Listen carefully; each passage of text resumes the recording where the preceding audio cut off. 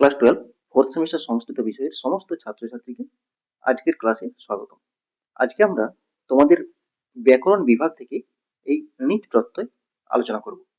নিজ প্রত্যয় তোমাদের বিশেষভাবে জানতে হবে না, এখান থেকে মাত্র কয়েকটা বিষয় তোমাদেরকে অতি অবশ্যই জেনে রাখতে হবে, তেমন কিছু এখানে নেই। তবে নিজ প্রত্যয় অনেক কিছু বোঝার আছে, তো এত কিছু জানার দরকার নেই। যে যে জিনিসগুলো জানার প্রয়োজন আমি শুধু সেগুলো একটু বলে দিচ্ছি। এখানে দেখো, নিজ প্রত্যয় কোথায় ব্যবহার করা হয়? প্রেরণ করা অর্থে নিজ প্রত্যয় ব্যবহার করা হয়। প্রেরণ করা অর্থ মানে কি? এখানে দেখো, একটা উদাহরণ বাক্য তুলে ধরেছি। প্রভু ভৃত্যেন ভারং বাহয়তি।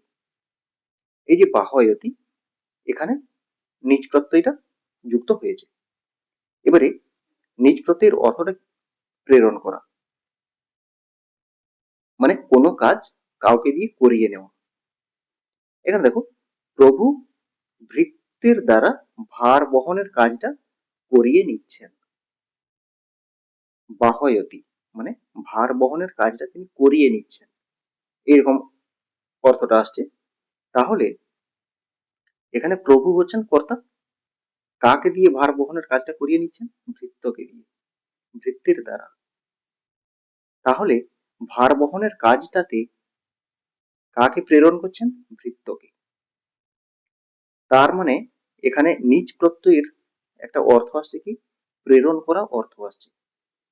প্রভু ভার বহনের কাজে ভৃত্যকে প্রেরণ করেছেন বা নিযুক্ত করেছেন বা তাকে দিয়ে করিয়ে নিচ্ছেন, এরকম অর্থ হলে কি হয়? নিজ প্রত্যয় হয়। এটা হচ্ছে মোদ্দা কথা। এরপরে দেখো, নিজ প্রত্যয় যদি আমরা বিশ্লেষণ করি তাহলে কি পাবো? মূর্ধন্যয় হসন্ত, হ্রস্বই চয় হসন্ত, এটা। এবারে চয় হসন্ত আর মূর্ধন্য হসন্ত, এটা কি হবে? লোপ পাবে, থাকবে হ্রস্বইকার। এই হ্রস্বইকারটা কি হবে? যোগ হবে। কিরকম যোগ হবে? পট হচ্ছে ধাতু, নিজ প্রত্যয়, তাহলে পট ধাতুর সঙ্গে নিজ প্রত্যয় যোগ হলে কি হবে? পাঠি, কয়েকার ঠয় হসে, তাহলে হসাই কাটা যোগ হয়েছে, কয়েকার ঠয় হসে। এবারে এই পাঠি ধাতু যখন তিনন্ত ধাতুর সঙ্গে যুক্ত হবে তখন কি হবে? পাঠি যুক্ত লটতি পাঠয়তি, পাঠি যুক্ত লটতি পাঠয়তি। এরপরে এখানে দেখো, তোমাদের পরীক্ষাতে থাকবে কিরকম? তোমাদের পরীক্ষাতে থাকবে এই অংশটুকু তুলে দিল পরীক্ষাতে, গম যুক্ত নিচে যুক্ত লটতি কি হবে? এই অংশটুকু তুলে দিল, গম যুক্ত নিচে যুক্ত লটতি কি হবে? তোমাকে লিখতে হবে কি? গময়তি। ঠিক আছে, গম যুক্ত নিচ যুক্ত লটতি গময়তি।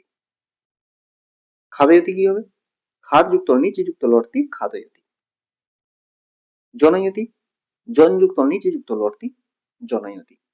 ঘাতয়তি, হন যুক্ত নিচে যুক্ত লটতি ঘাতয়তি। এভাবে উল্টেও দিতে পারে। এই ঘাতায়তি পদটা তুলে দিল, তোমাকে বললো এই পদটার বিশ্লেষণ করো, তাহলে তোমাকে এইটা লিখতে হবে, এই অংশটুকু লিখতে হবে, হন যুক্ত নিচে যুক্ত লটতি ঘাতায়তি। এটা গেল। আরেক ধরনের পরে, সেটা হচ্ছে কি? এক কথায় প্রকাশ। সেটা কিরকম একটু পরে বলবো, তার আগে আর কয়েকটা ইম্পর্টেন্ট শব্দগুলো দেখো। যেমন কারয়তি, ক্রি যুক্ত নিচে যুক্ত লটতি কারয়তি। দর্শয়তি, দৃশ্য যুক্ত নিচে যুক্ত লটতি দর্শয়তি। জাগরয়তি, জাগ্রে যুক্ত নিচে যুক্ত লটতি জাগরয়তি। ধাবয়তি, ধাব যুক্ত নিচে যুক্ত লটতি ধাবয়তি।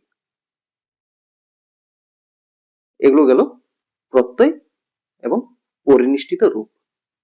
এরপরে যেগুলো এক কথায় প্রকাশ থাকতে পারে এই কয়েকটা দেখো। ধাবন্তং প্রেরয়তি কি হবে? ধাবয়তি।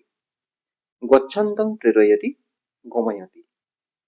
জাগ্রতং প্রেরয়তি জাগরয়তি। রুদন্তং প্রেরয়তি রোদয়তি। এই কয়েকটা বিষয় তোমাদেরকে অতি অবশ্যই জানতে হবে, আর কোনো কিছু না জানলেও চলবে।